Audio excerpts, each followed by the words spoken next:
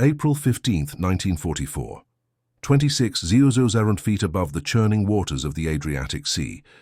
First Lieutenant James Ace Wilson of the 332nd Fighter Group felt the familiar rumble of his P-51 Mustang's Merlin engine as he scanned the cloudless blue expanse for enemy aircraft. The four-plane formation of Tuskegee Airmen was confident their escort mission would be routine, another milk run to add to their growing list of successful operations. They had no idea that within minutes they would face overwhelming odds that would test not just their flying skills, but their very understanding of what was possible in aerial combat. Before we dive into this story, drop a quick hi in the comments and tell me where you're watching from. It really helps support the channel. This is the story of how one pilot's unconventional thinking and extraordinary airmanship not only saved his squadron from certain destruction, but forever changed how the military would approach aerial tactics and shattered preconceptions about who belonged in the cockpit of America's most advanced fighter aircraft. The morning briefing at Ramitelli Airfield in Italy had been straightforward. Captain Benjamin O. Davis, Jr., commander of the 332nd Fighter Group, stood before his pilots, pointer in hand, tracing their route across the large wall map of Europe. The mission: escort B-24 Liberators on a bombing run to the oil refineries at Ploesti, Romania, one of the Nazi war machine's most crucial fuel sources. "Gentlemen, this is a standard escort mission," Davis explained, his voice carrying the authority that had guided the unit through its challenging early days. "Intelligence reports minimal Luftwaffe activity in the sector, weather conditions optimal, departure at 800 hours. Colonel Davis was not just any commander. As one of only 2 African-American graduates of West Point at the time, his military bearing was impeccable, his expectations exacting. At 31, he carried the weight of an entire program on his shoulders, the Tuskegee Experiment, as some skeptical War Department officials still referred to it. Technical Sergeant William Radar Johnson, the group's intelligence officer, stepped forward. "Sir, with respect, we've seen increased Luftwaffe redeployment from the Eastern Front. Latest reports indicate Jagdgeschwader 27 may have moved to airfields near Belgrade." Davis considered this. JG-27, the famed Desert Stars, had built their reputation in North Africa under the command of Hans-Joachim Marseille. If they were indeed in the region, the mission parameters changed significantly. "Noted, Sergeant, but the mission proceeds as planned. Our boys can handle whatever Goering throws at them." Davis turned to his pilots. "Questions?" First Lieutenant James Wilson raised his hand. At 23, he was among the youngest in the squadron, but had already distinguished himself with 4 confirmed kills. His fellow pilots had nicknamed him Ace, partly in anticipation of his 5th kill that would make the title official, and partly for his uncanny card-playing abilities that had relieved many of them of their monthly pay. "Sir, request permission to try the high-side defensive weave if we encounter multiple bandits." The high-side defensive weave was a tactic Wilson had been developing, a modification of the standard thatch weave used by Navy pilots. It involved rapid altitude changes during the weave pattern that made it harder for enemies to track and predict. Davis frowned slightly. "The standard procedures have proven effective, Lieutenant. Stick to what we know works." "Yes, sir." Wilson nodded, but those who knew him recognized the look in his eyes. James Wilson had never been one to stick to what works when he believed there might be a better way. After the briefing, Wilson met with his element, the 3 pilots who would fly with him today. They gathered beside his P-51B Mustang, which he had named Mabel's Kiss after his mother. "Listen up," Wilson said, his voice low as he gathered Lieutenant Marcus Jenkins, Lieutenant Raymond Turner, and Flight Officer Wendell Phillips around the wing of his aircraft. "If things get hot up there, I might try something unconventional. Just watch my wing and follow my lead." Jenkins, Wilson's closest friend since their days at the Tuskegee training field, raised an eyebrow. "Davis already shut down your weave idea, Ace." "Not exactly that," Wilson replied with a half-smile. "Something I've been thinking about since that scrape over Naples, a way to turn the tables when outnumbered." Turner, at 25, the oldest of the group, shook his head. "Man, your ideas are going to get us written up. Or worse. Or they might just keep us alive," Wilson countered, Just watch for my signal. 2 wing rocks followed by a radio call of Mabel says hello. That means follow my exact movements, no questions asked. Phillips, still new to the squadron with only 3 combat missions under his belt, looked nervous. Is this something we should clear with the captain first? It's just a contingency, Wilson assured him. Probably won't even need it. Besides, in the middle of a dogfight, there's no time for committee decisions. The conversation was cut short as the crew chief signaled it was time for pre-flight checks. The 4 pilots separated to their respective aircraft, each going through the familiar routine that transformed men into part of their machines. Wilson climbed into his cockpit, the leather of his seat creaking as he settled in. His crew chief, Sergeant Elijah Henderson, handed him his helmet and went through the final checklist. "She's purring like a kitten today, Lieutenant," Henderson said as he helped Wilson strap in. "Oil pressure perfect, ammo belts full, oxygen flowing clear." Wilson nodded his thanks. Henderson was among the best crew chiefs in the group, a mechanical wizard who seemed to understand the Merlin engine on an almost spiritual level. Many pilots requested transfers to other planes when their usual mount was under repair, but Wilson would fly nothing but one of Henderson's machines. "Keep her ready for when I get back, Sergeant," Wilson said. "Might need a quick turnaround if those JG-27 reports are accurate." Henderson's expression turned serious. "You expecting trouble, sir?" Wilson adjusted his oxygen mask. "I'm always expecting trouble. That way it's a pleasant surprise when it doesn't show up." At precisely 0800 hours, the 332nd Fighter Group began taking off, 4 aircraft at a time, their Merlin engines roaring across the Italian countryside. Wilson led his element into the clear morning sky, the familiar sensation of G-forces pressing him into his seat as the earth fell away beneath him. The formation climbed to 2300 feet, the escort altitude that would place them slightly above the bomber stream they were to protect. Wilson checked his compass, adjusted his heading, and settled in for the 2-hour flight to the rendezvous point. The radio crackled with occasional position checks and terse observations, but mostly the pilots flew in silence, conserving oxygen and staying alert. Each man was alone with his thoughts, surrounded by the drone of engines and the vast emptiness of sky. Wilson's mind drifted to his father's garage in Harlem, where he had first learned about machinery, taking apart engines and putting them back together. His father, a Great War veteran who had served in France with the segregated 369th Infantry Regiment, had instilled in him both a fierce pride and a pragmatic understanding of the world they lived in. "They may not want to see what you can do," his father had told him when he'd applied to the Army Air Corps program, "but make damn sure they can't ignore it." Those words had carried him through the grueling training at Tuskegee, through the disappointment of being initially assigned to coastal patrol duties far from combat, and finally to the skies over Europe, where the 332nd was finally getting the chance to prove what they could do. The flight to the rendezvous was uneventful, the sky a vast blue ocean marked only by the occasional wispy cloud. Right on schedule, they spotted the bomber formation, 36 B-24 Liberators in their distinctive box formations, looking like dark crosses against the azure background. Wilson led his element into position on the right flank of the bomber stream. The big, 4-engine bombers lumbered along at their maximum speed, which required the Mustang pilots to reduce power to avoid overshooting them. This was always the most vulnerable part of any fighter pilot's job, flying slower than optimal, tied to the bombers they were protecting. "Red 1 to all red flights, maintain visual scanning. Highest priority quadrant northeast," came Colonel Davis's voice over the radio. "Bandits most likely to approach from sun position." Wilson acknowledged and adjusted his position slightly, keeping his eyes moving in the constant scan pattern that had become second nature. The northeast quadrant would put attacking fighters in the optimal position, diving from the direction of the sun to make themselves harder to spot.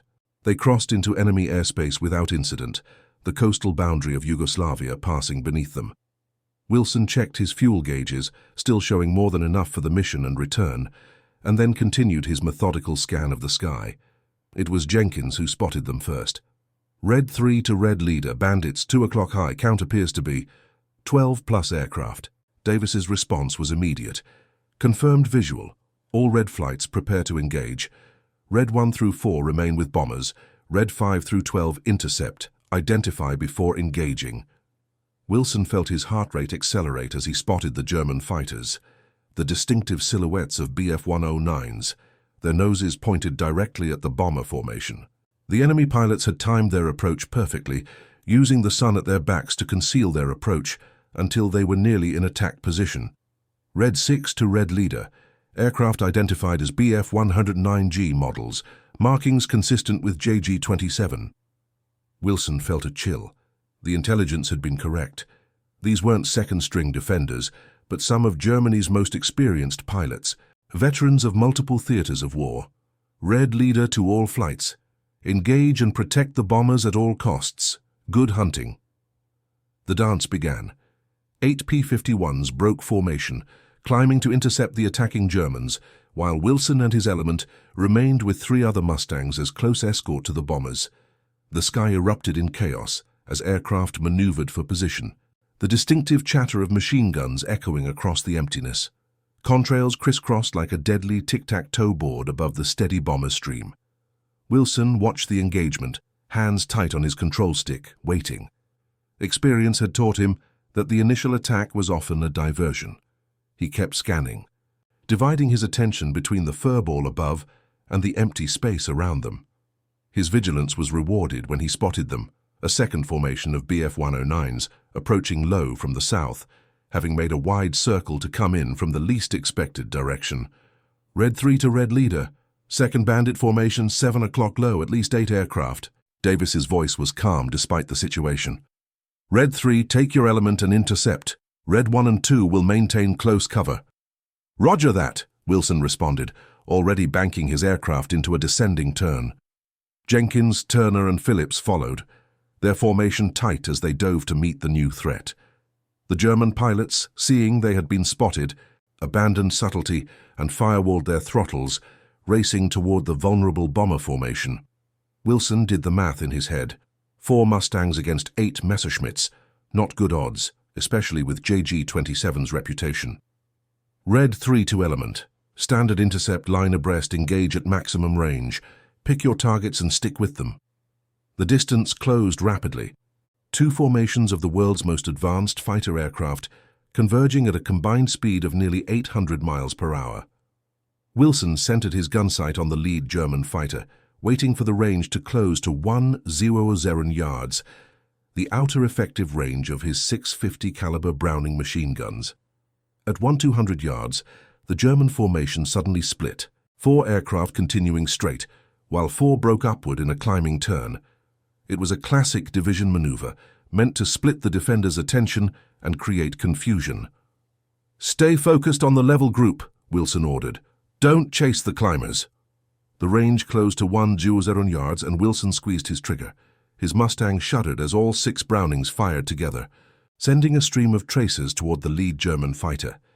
He saw his rounds impact the enemy aircraft's wing, pieces of metal flying off, but the Bf-109 continued its charge. The sky filled with tracer fire as both formations opened up nearly simultaneously. Wilson stayed focused on his target, adjusting his aim to account for the enemy's evasive maneuvers.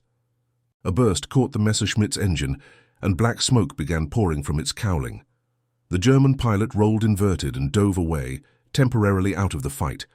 Wilson had no time to celebrate as another Bf-109 slid into his gun sight. The next moments were a blur of split-second decisions, violent maneuvers and the constant hammering of his guns. He lost track of the rest of his element as the formation dissolved into individual duels.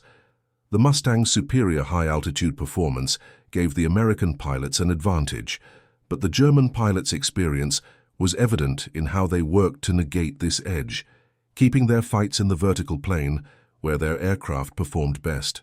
Wilson found himself in a turning duel with a Bf-109, whose fuselage was adorned with victory marks, at least 20 by his quick count. The German pilot was good, keeping his energy up and using the vertical effectively. For several minutes, they circled and dove, each trying to get on the other's tail, neither succeeding. In a moment of separation, Wilson checked his surroundings and was alarmed by what he saw. The original 8 German fighters had been joined by the 4 climbers from the first group, plus what appeared to be reinforcements from the first engagement. His element was now facing at least 14 enemy aircraft. Jenkins was locked in a desperate defensive spiral, with 2 Bf-109s on his tail. Turner was trading fire with another German, his Mustang showing damage to one wing. Phillips was nowhere to be seen. The bombers were now 5 miles ahead, continuing their steady course toward the target. The diversion had worked, pulling the escort fighters away and leaving the bomber stream exposed. In the distance, Wilson could see more German fighters moving to engage the bombers directly. It was at this moment that Wilson made his decision. His element was in danger of being picked apart, and the bombers they were supposed to protect were about to come under attack from fresh enemy fighters. The standard tactics weren't working. It was time for something new. He keyed his radio. Red 3 to element. Form on me immediately. Mabel says hello. I repeat, Mabel says hello.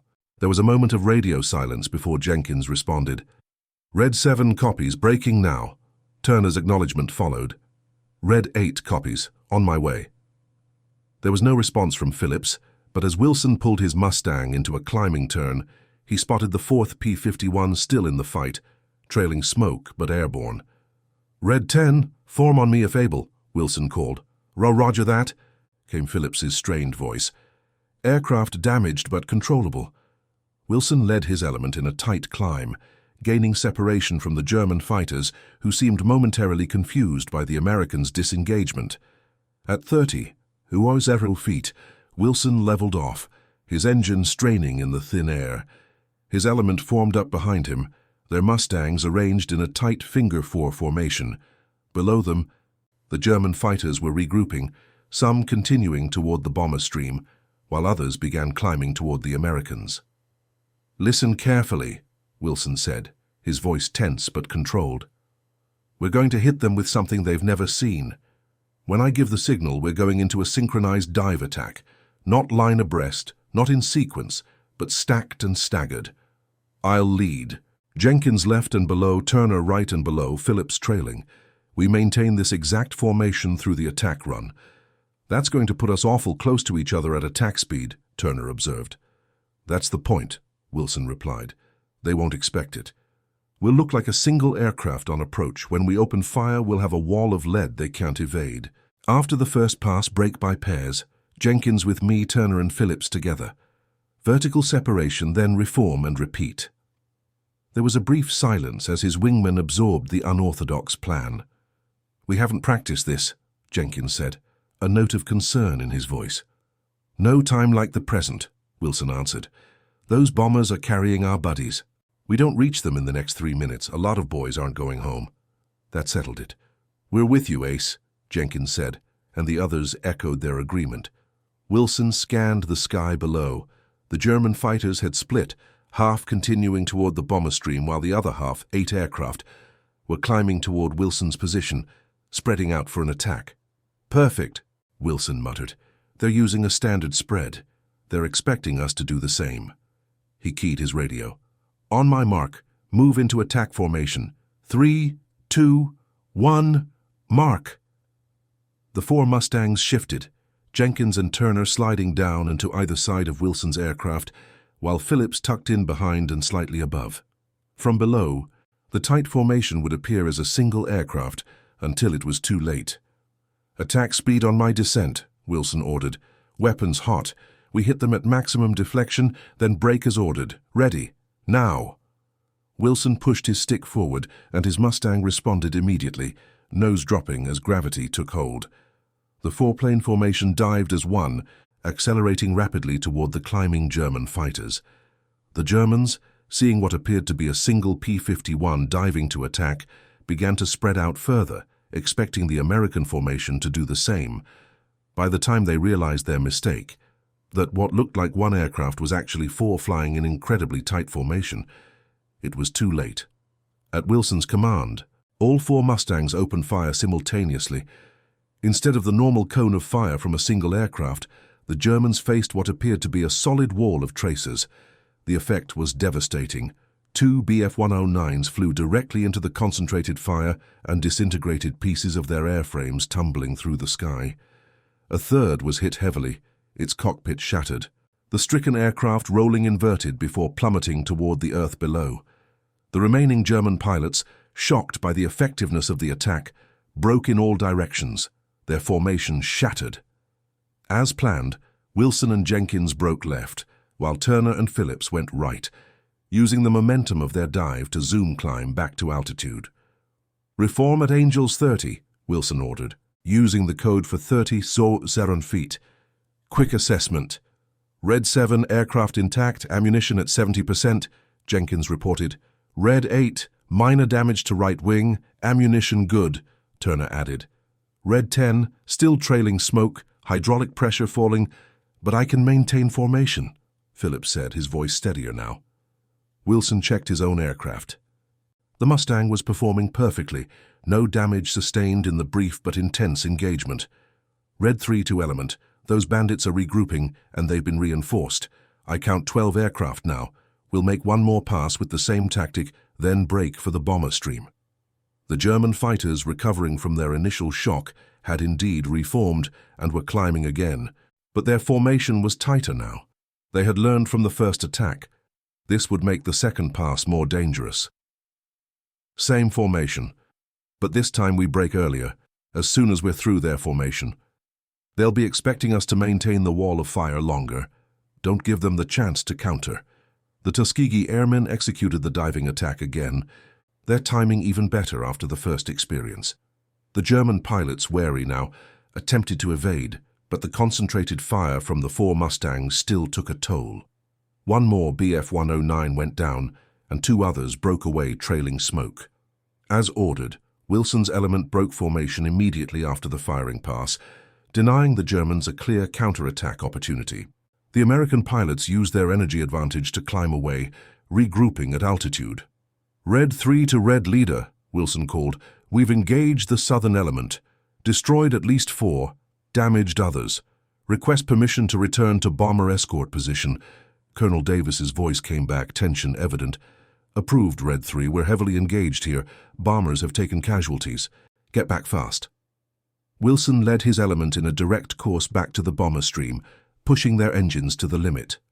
As they approached, the situation became clear, and it was dire. The bomber formation had been hit hard.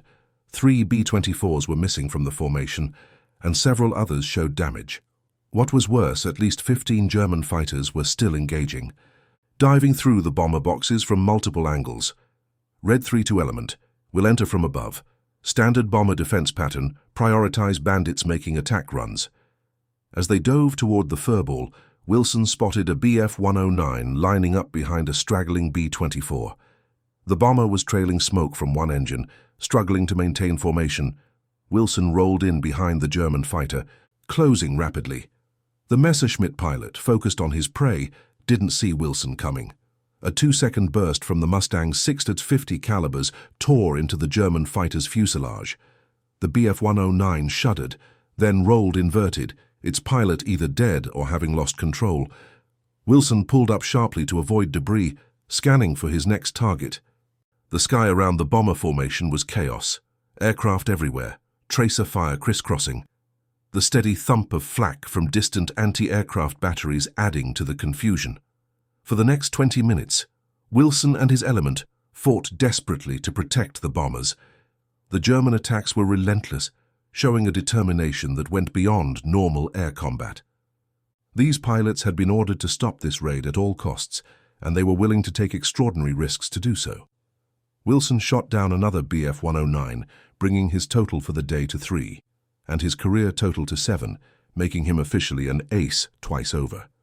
But the victory brought him no satisfaction as he watched another B-24 fall out of formation, 2 engines ablaze, crewmen bailing out into the cold sky. Red Leader to all aircraft, bombers are 3 minutes from target. Maximum effort to keep bandits off them until bombs away. The request was easier said than done.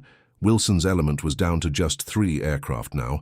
Phillips had finally been forced to break off, his damaged Mustang barely controllable as he limped toward friendly lines.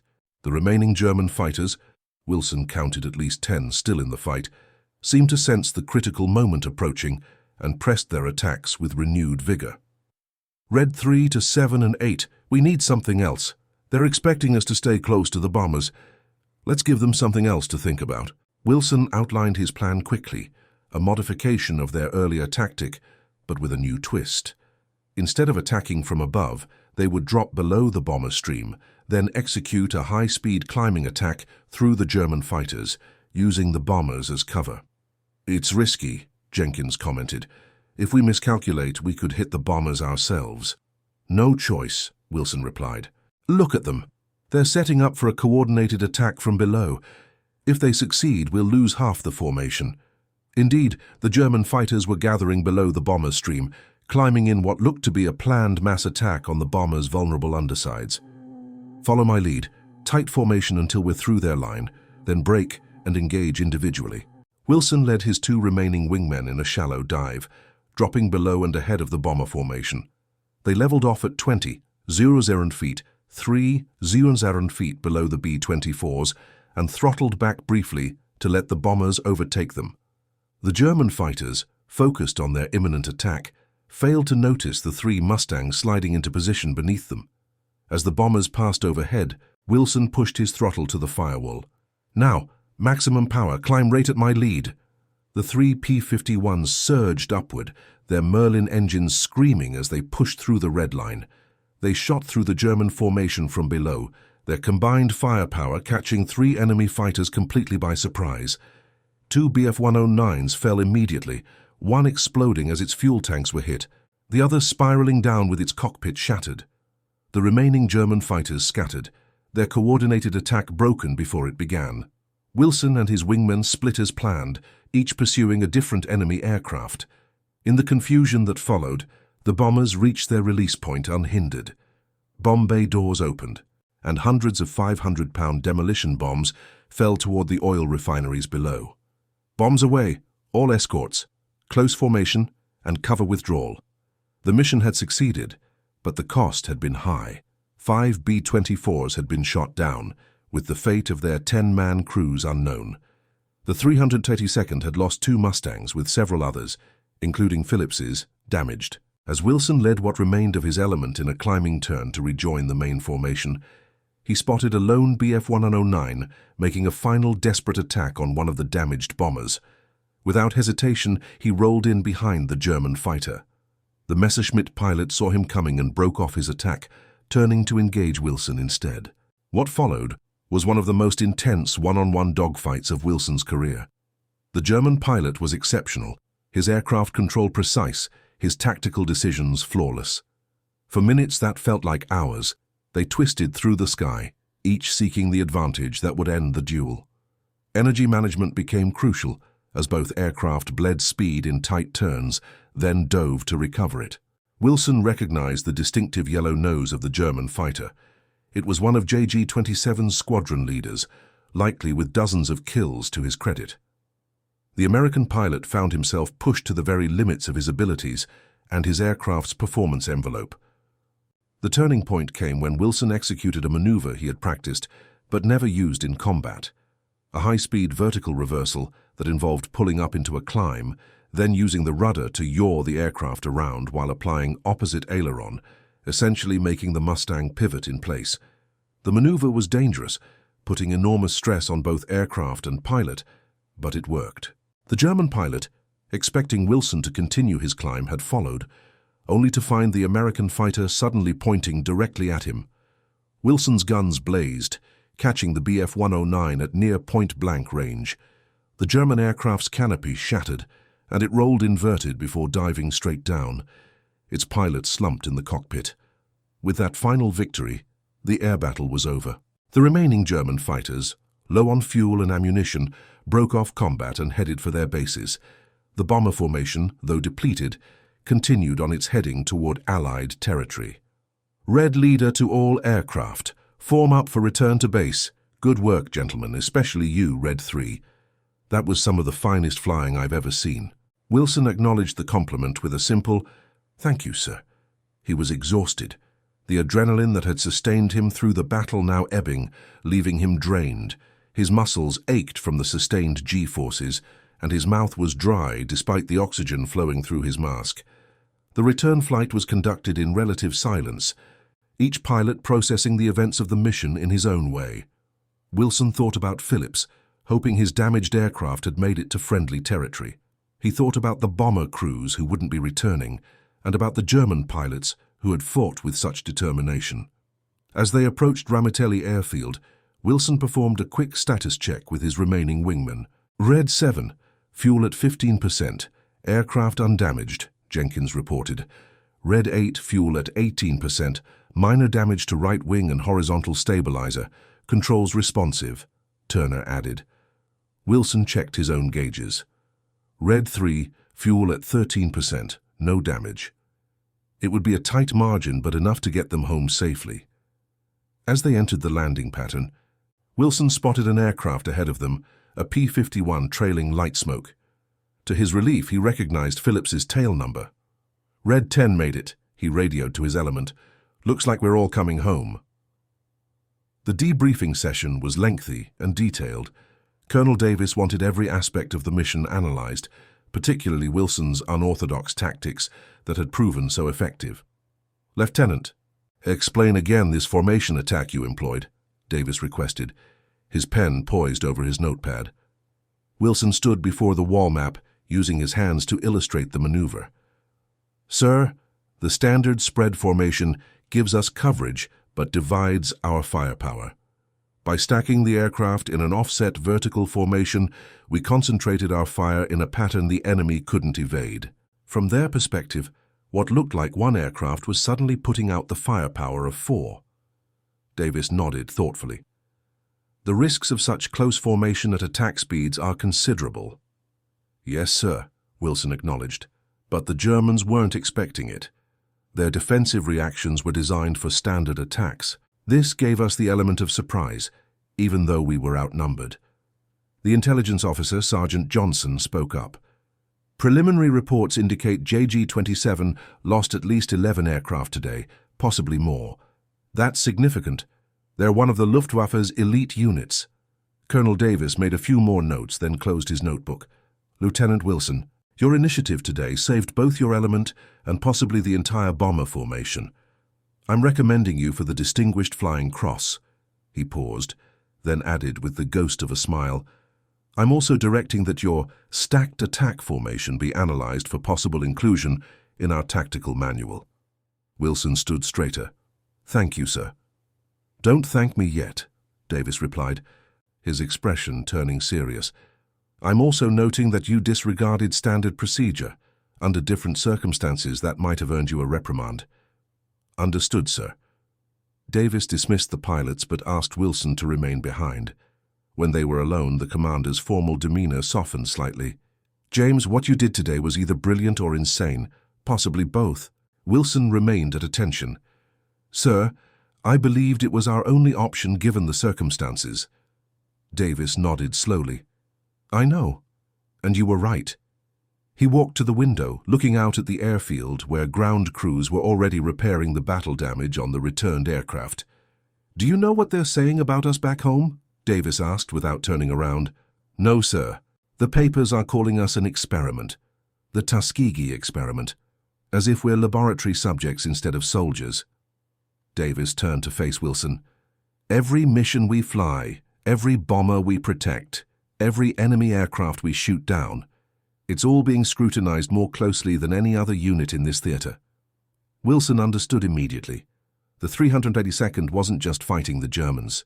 They were fighting perceptions, fighting against the prejudices that had initially kept black pilots out of combat entirely. What you did today, Davis continued, using unconventional tactics when conventional ones weren't working, that's exactly the kind of thinking we need. But it also puts a target on our backs. If something had gone wrong, if your maneuver had resulted in friendly fire incidents or unnecessary losses, it would have reflected on the entire program, Wilson finished. Precisely. Davis returned to his desk. I'm giving you more latitude than most squadron leaders because you've earned it. Your combat record speaks for itself. But remember that everything we do here goes into the record, a record that will determine whether pilots who look like us get to fly combat missions in the future. Wilson absorbed this, understanding the greater context of his commander's concerns. I'll be more careful about clearing tactical innovations through command, sir. See that you do." Davis picked up a folder from his desk. "Now, let's talk about your next mission. Intelligence suggests the Germans may be reinforcing their air defenses around Vienna." The discussion shifted to operational matters, but Wilson carried the weight of Davis's words with him. Every mission they flew was a test, not just of their skills as pilots, but of the very concept that black Americans could serve their country with the same excellence as anyone else. 2 days later, the 332nd Fighter Group was back in the air, escorting bombers to targets in Austria. This time, Wilson's tactical innovations had been formally incorporated into the mission briefing, with specific parameters for their use. As he led his element into formation beside the bomber stream, Wilson spotted something that made his chest tighten with pride. Every P-51 in the group now bore a distinctive red tail, a marking that Colonel Davis had requested to make their aircraft instantly recognizable to the bombers they protected. The red tails, as the bomber crews were already calling them, would go on to establish one of the most impressive records of the air war. Their innovative tactics, exceptional discipline, and fierce determination to prove themselves would make the 332nd one of the most requested escort groups in the theater. And it all began with one pilot who refused to accept that the standard approach was the only approach, a philosophy that would eventually transform not just military aviation tactics, but the very structure of the armed forces themselves. For First Lieutenant James Ace Wilson, the mission over the Adriatic was just the beginning. His crazy maneuver would be studied in flight schools for generations to come, known eventually as the Wilson Stack, or simply the Tuskegee tactic. But more importantly, it represented something greater: the power of unconventional thinking in the face of seemingly impossible odds, and the courage to execute that thinking when lives were on the line. In the officers' club at Ramitelli that evening, as Wilson sat with his squadron mates recounting the day's events, a young replacement pilot asked him a question that would stay with him for the rest of his life. "Lieutenant, weren't you afraid trying something so unconventional in the middle of a dogfight?" Wilson considered this for a moment before answering. "The most dangerous thing in combat isn't trying something new," he said finally. "It's clinging to the old when it's no longer working." It was a philosophy that would guide not just his military career, but the integration battles that lay ahead after the war, battles that would require the same courage, innovation, and unwillingness to accept the status quo that had saved his wingmates over the Adriatic Sea. The story of the Tuskegee Airmen and of James Wilson's innovative combat maneuver would eventually become legend, not just for its tactical brilliance, but for what it represented in the larger struggle for equality and recognition. In that desperate moment, facing overwhelming odds, Wilson had demonstrated that excellence knows no color, that courage wears no particular uniform, and that innovation can come from those whom society has too often refused to see. As dawn broke over Ramitelli Airfield on April 16, 1944, Wilson stood on the flight line watching ground crews prepare the P-51s for the day's mission. His aircraft, Mabel's Kiss, gleamed in the early morning light, its newly painted red tail a badge of honor and identity. Technical Sergeant Elijah Henderson approached, wiping his hands on a rag. "She's ready for you, Lieutenant. Added a little something extra, too." Wilson followed Henderson's gesture and saw, freshly painted beneath the cockpit, 4 new victory markings, bringing his total to 8, officially making him the group's highest-scoring ace. "Figured you earned them," Henderson said with a grin. Wilson ran his hand along the aircraft's fuselage, feeling the cool metal beneath his fingers. "Thanks, Sergeant. She's a beautiful machine." "That she is. But a machine is only as good as the man flying it." Henderson hesitated, then added, "What you did up there yesterday, that's going to change things." Wilson nodded. Understanding that Henderson wasn't just talking about air combat tactics, they were all part of something larger, a demonstration that would echo far beyond this war, this theater, this moment in time. As the sun continued its climb into the Italian sky, casting long shadows across the airfield, Wilson thought about his father's words again. They had been told they wouldn't succeed. They had been told they couldn't compete. They had been told they didn't belong. But here they were rewriting the rules of engagement, not just in the skies over Europe, but in the hearts and minds of a nation that would be forced to recognize their achievement, their sacrifice, and their undeniable right to serve. The Tuskegee experiment had become something its skeptics never expected. Not a demonstration of limitation, but of possibility. Not a confirmation of prejudice, but its repudiation. And for Lieutenant James Wilson and his fellow Red Tails, that was a victory more significant than any aerial triumph could ever be. The war would continue for another year, bringing both tragedy and triumph. The 332nd Fighter Group would fly more than 500 missions, destroy or damage more than 400 enemy aircraft, and earn a reputation as one of the finest escort groups in the theater. Their red tails would become a welcome sight to bomber crews, who requested them specifically for the most dangerous missions. The tactical innovations introduced by Wilson and others would be incorporated into Air Force doctrine, transforming how fighter escorts operated. The Wilson stack would eventually be taught at the Air Force Academy as an example of adaptive tactical thinking under pressure. But the greatest impact of that April day over the Adriatic would come long after the war ended. The performance of the Tuskegee Airmen would become a powerful argument for integration of the armed forces, a process that officially began in 1948 when President Harry Truman signed Executive Order 9981. For James Wilson, who would remain in the military through that transition, the most meaningful moment came in 1949, when he returned to Tuskegee as an instructor. Standing before a class of cadets, white and black together, he began his lecture on combat tactics with the same words his father had told him years earlier.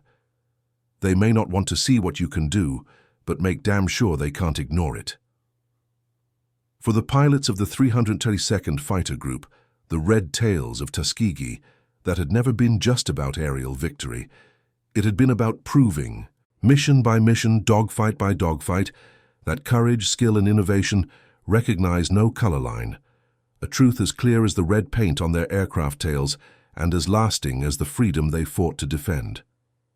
June 12, 1949. The parade ground at Tuskegee Army Airfield shimmered in the Alabama heat as a formation of cadets stood at attention. Major James Wilson, now Chief Instructor of Advanced Tactical Flight, watched as the reviewing officer approached the podium. Colonel Benjamin O. Davis, Jr., the former commander of the 332nd Fighter Group, now one of the highest-ranking black officers in the newly formed United States Air Force, surveyed the assembled cadets. The first fully integrated class in the history of American military aviation. 5 years ago, Davis began, his voice carrying across the parade ground, we flew missions that many believed we couldn't fly, in aircraft we weren't supposed to master, achieving results that couldn't be ignored. He paused, his gaze sweeping over the formation. Today you stand together, not as an experiment but as the future of the United States Air Force. Wilson felt a swell of pride as Davis continued, describing the legacy these new cadets were inheriting. He thought about that desperate day over the Adriatic, about the split-second decision to try something unorthodox when conventional approaches were failing. In many ways, it was a perfect metaphor for their entire journey.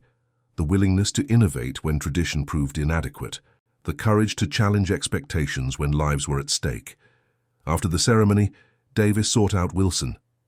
Good to see you, James. Your cadets performing well. Yes, sir, Wilson replied. Some of the best I've ever taught. Davis nodded, satisfaction evident in his expression. I've been reviewing your tactical curriculum. The Wilson stack is becoming standard doctrine now. Wilson smiled slightly. Still working on refinements.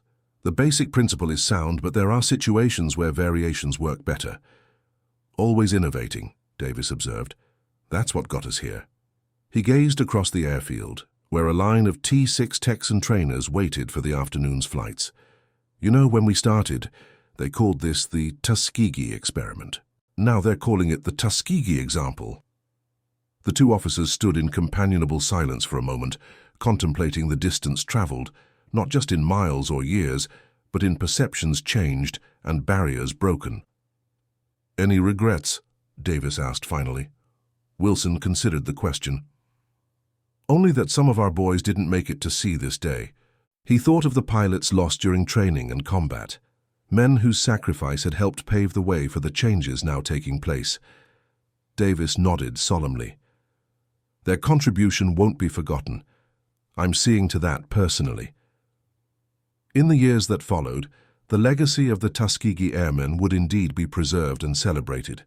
Their combat record, impressive by any standard, but extraordinary given the obstacles they had faced, would become a point of pride not just for Black Americans, but for the nation as a whole. James Wilson would continue his military career through the Korean War, eventually rising to the rank of colonel before retiring in 1965.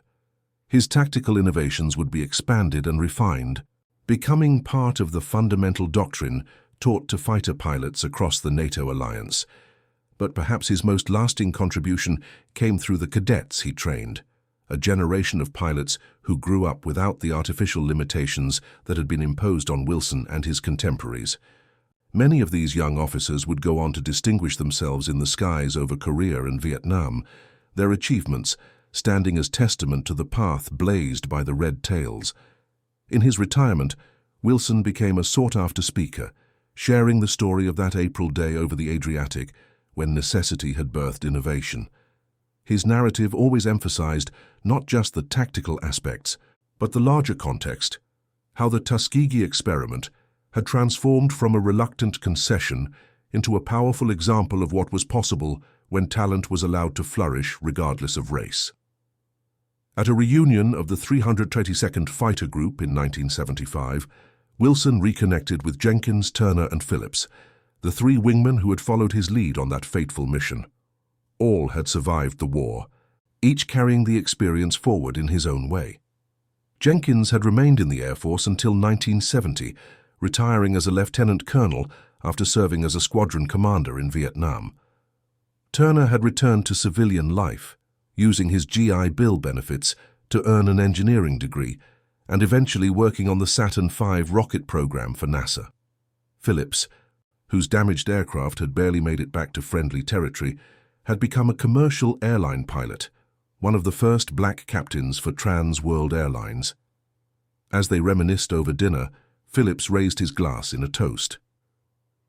"To the craziest maneuver I ever flew," he said with a grin. "I still don't know how we pulled that off without colliding." Wilson chuckled. Perfect timing and a healthy dose of terror.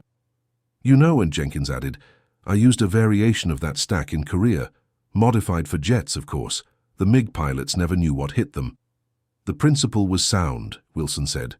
"Concentrate force where the enemy least expects it. Use their expectations against them." He paused, then added thoughtfully, "In a way, that's what our entire unit did. They expected us to fail, so we had to succeed spectacularly." "And we did," Turner affirmed. "Red Tails never lost a bomber." This was a point of particular pride for the 382nd. Throughout their escort missions, they had never lost a bomber to enemy fighters, an achievement unmatched by any other fighter group in the 15th Air Force. The conversation turned to the changes they had witnessed in the 3 decades since that mission, the integration of the armed forces, the civil rights movement, the slow but steady progress toward equality. Each man had his own perspective, his own experiences of both progress and persistent challenges. "Sometimes I think about those German pilots," Wilson said reflectively. "The ones from JG-27. They were among the best the Luftwaffe had, veterans of multiple theaters, and on that day they encountered something they weren't prepared for." "Us," Phillips said with a smile. "Not just us," Wilson corrected, "but the idea of us.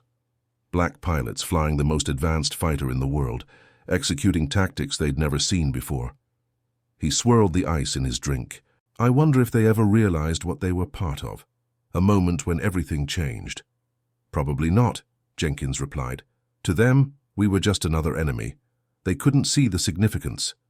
Wilson nodded. "That's often how history works. The people living through the pivotal moments rarely recognize them for what they are." As the evening progressed, the 4 veterans continued sharing stories, not just of that one mission, but of all they had experienced before and since. Their bond, forged in the crucible of combat, remained undiminished by the passage of time. Before they parted, Wilson retrieved something from his briefcase, a faded photograph of the four of them standing beside Mabel's kiss, taken the day after the Adriatic mission. The red tail of the P-51 was clearly visible, a bright splash of color against the wartime monochrome. "I kept this all these years," Wilson said, passing the photograph around. "Reminder of what's possible when you throw out the rulebook." Phillips studied the image, then handed it back with a thoughtful expression. "You know, when my grandson found out I was coming to this reunion, he asked me to get your autograph. Said they're studying the Tuskegee Airmen in his history class." Wilson raised an eyebrow. "History class? Now I really feel old." They all laughed, but there was a profound satisfaction in the knowledge that their story was being passed to new generations, not as a footnote, but as a central chapter in American history. In the decades that followed, the legacy of the Tuskegee Airmen would continue to grow. Books would be written, documentaries filmed, monuments erected. The distinctive red tail would become an iconic symbol, instantly recognizable as a marker of excellence against the odds. For Colonel James Ace Wilson, however, the most meaningful recognition came in small, personal moments, like the time in 1995 when a young black pilot for the U.S. Air Force Thunderbirds demonstration team sought him out after an air show. "Sir," the young officer said, shaking Wilson's hand with evident emotion, "I've been studying your tactical innovations since the academy. The Wilson stack is still part of our training." Wilson, then in his mid-70s, smiled. "Glad to hear it's still useful." "It's more than useful, sir, it's foundational." The pilot hesitated, then added, "But that's not why I wanted to meet you. I wanted to thank you for showing what was possible. Without you and the other Tuskegee Airmen, I wouldn't be wearing this uniform today." Wilson studied the young man, confident, articulate, wearing the flight suit of the Air Force's elite demonstration team. Here was living proof of how far they had come from the days when the very idea of black combat pilots had been dismissed as impractical, even impossible. "What's your name, Captain?" Wilson asked. "Robinson, sir, Marcus Robinson." "Well, Captain Robinson, I appreciate the sentiment. But remember this, we opened a door. You and your generation are proving why that door needed to be opened in the first place." He placed a hand on the young pilot's shoulder. "Keep pushing boundaries. That's how progress happens." It was a message Wilson had been sharing for half a century, the importance of innovation, of refusing to accept limitations, of finding new solutions when established methods fail. His crazy maneuver over the Adriatic had become much more than a tactical footnote.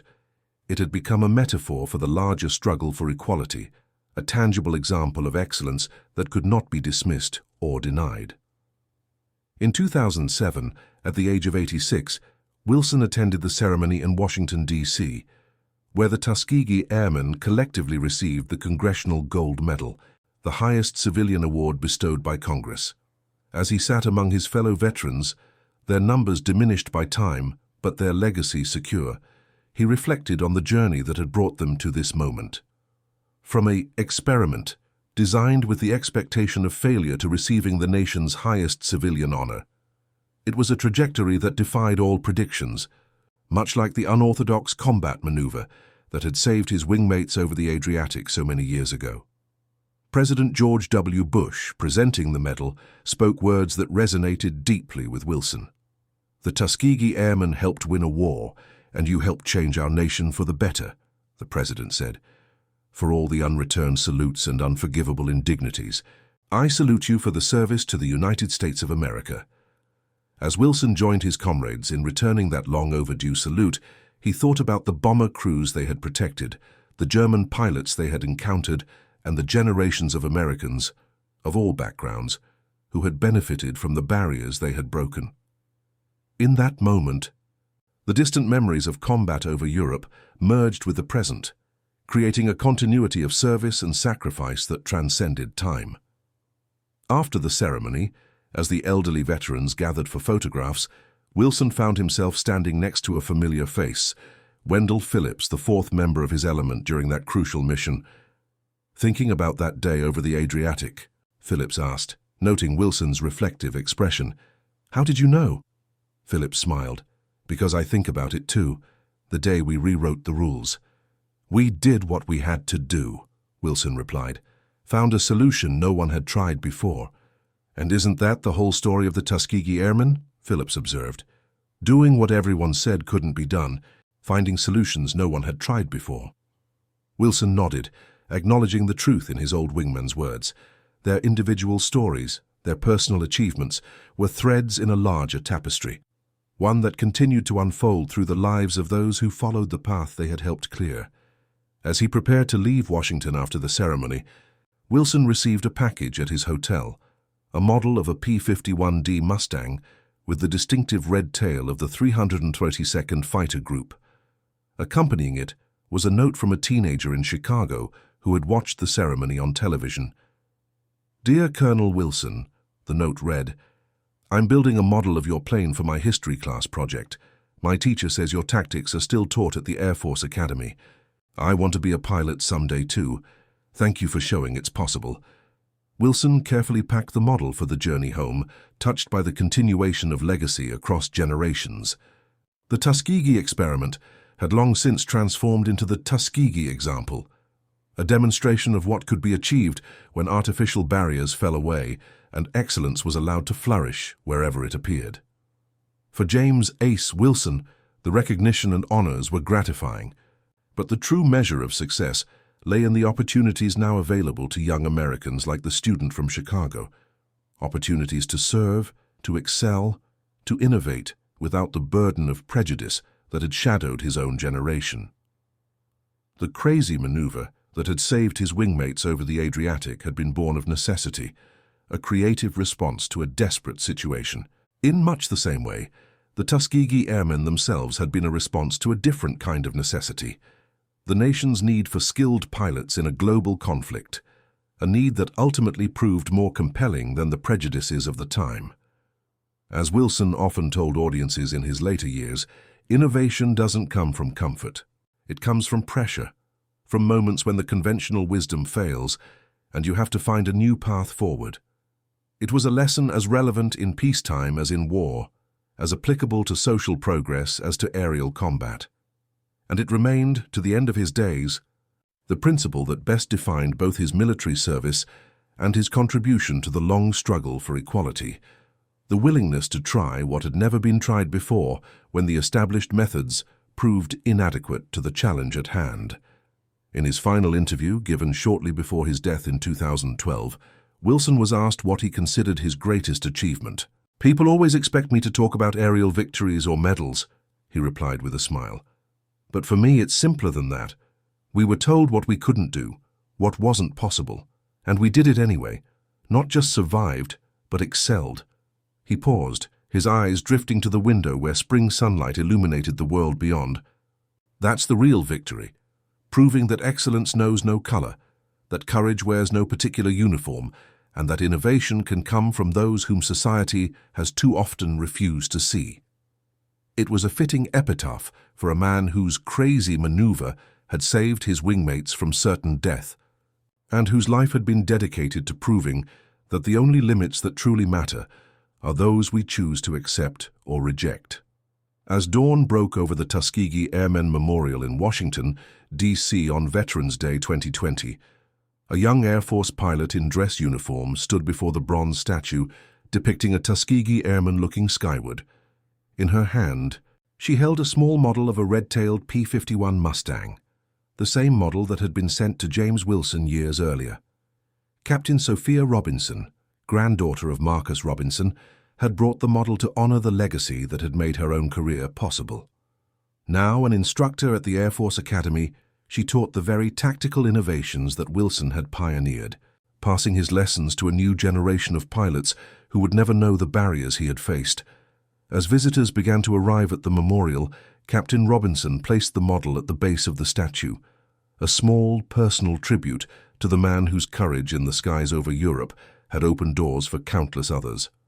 The morning sunlight caught the distinctive red tail of the miniature aircraft, making it glow like a beacon of possibility. In classrooms across America, the story of the Tuskegee Airmen and of James Wilson's innovative response to overwhelming odds continued to inspire students of all backgrounds. It was no longer just a military history lesson, but a powerful example of how determination, excellence, and the courage to try new approaches can overcome even the most entrenched prejudices. The Wilson stack, that desperate improvisation born in the heat of combat, had long since become standard doctrine, not just in air combat tactics, but in the broader philosophy of American military aviation. The willingness to innovate, to adapt, to find solutions that defy conventional wisdom. These principles, embodied in one pilot's crazy maneuver over the Adriatic, had become part of the foundation upon which modern air power was built. But perhaps the most enduring legacy of James "Ace" Wilson and his fellow Tuskegee Airmen was the simple, powerful truth they had demonstrated through their service: that excellence knows no color, that courage wears no particular uniform, and that innovation can come from those whom society has too often refused to see. It was a legacy that continued to unfold, mission by mission, generation by generation, an ongoing demonstration that when artificial barriers fall away, the potential for achievement is limitless. And it all began with a moment of crisis, a refusal to accept defeat, and the courage to try something that had never been tried before. And that concludes our story. If you made it this far, please share your thoughts in the comments. What part of this historical account surprised you most? Don't forget to subscribe for more untold stories from World War II, and check out the video on screen for another incredible tale from history. Until next time.